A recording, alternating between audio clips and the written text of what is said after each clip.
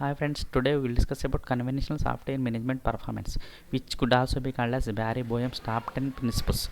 So Barry Boehm wrote a page called Industrial Software Metrics Top 10 list. In that paper he has given top 10 principles about the software project management. So the first principle says that finding and fixing a problem after delivery costs 100 times more than finding and fixing a problem early in its design phase. What does it mean?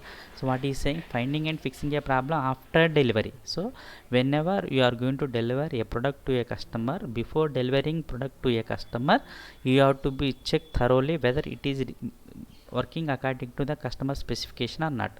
If you are not going to check like that, and if you are going to deliver the product, what happens, the customer is going to reject your product automatically. You have to redo the product automatically. It costs just for the sake of he given 100 times more than that. It could be something like that.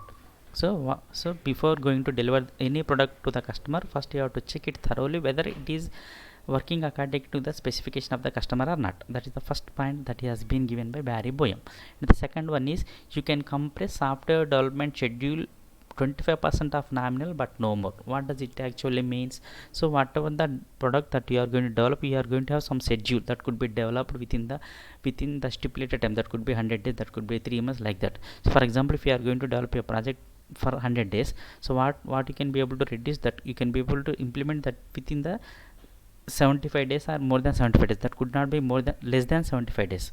What happens if you are going to develop the project in early phases? So if you are going to develop a project very fast in nature, what happens, it may not meet the requirements of the customer. That is the reason why what he is saying, you can be able to reduce up to only 25%. So for example, if you are saying 100 days, you can be able to implement in 75, more than 75, not less than that. If you are going to reduce as much as possible, automatically it is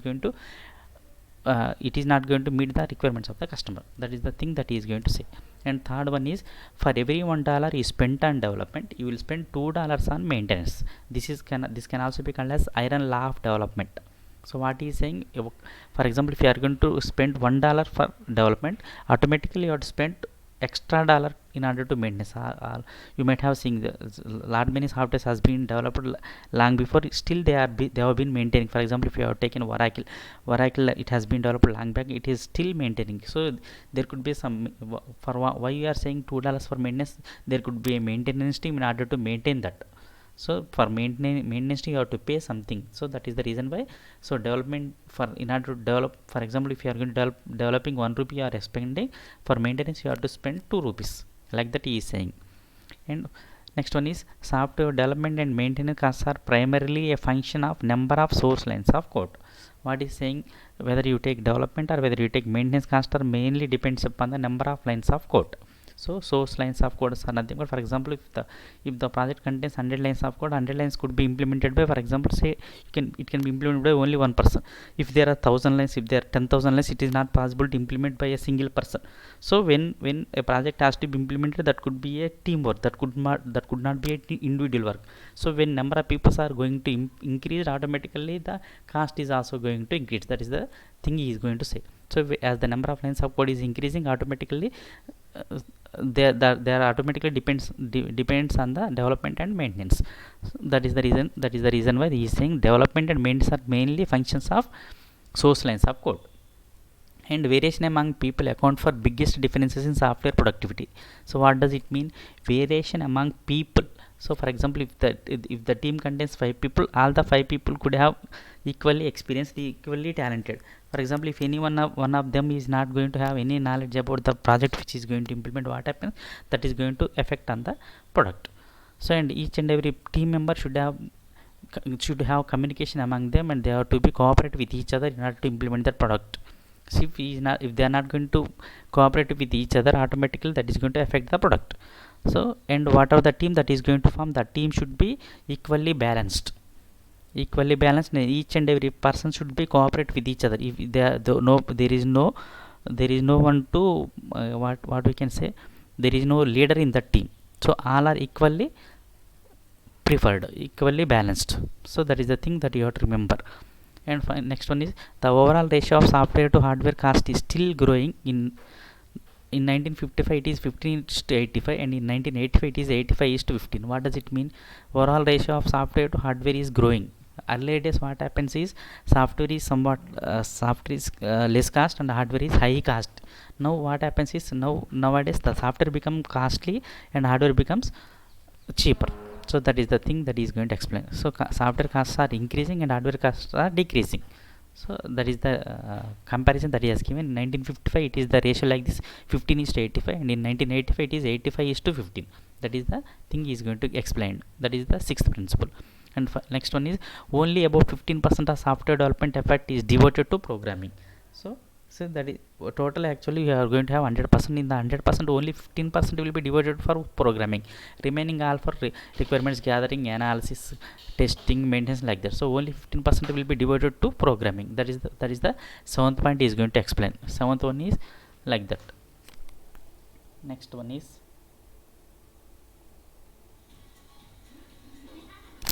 software systems and product typically cost three times three times as much as per SLOC as indicative of software programs. So software system, so system of systems becomes some products, right? So that is the reason he has given 3 is to 9, 9 is to 3, like that he is going to explain.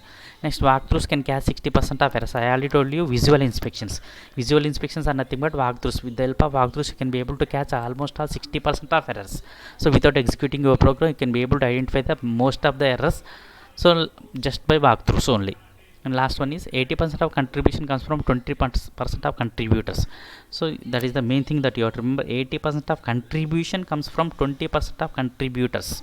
So most of the, so for example the major part of the coding comes from only 20% of the people, not from remaining 80%. They are going to support only. So that is the thing, that is the reason why some examples have been given. 80% of engineering is consumed by 20% of the requirements.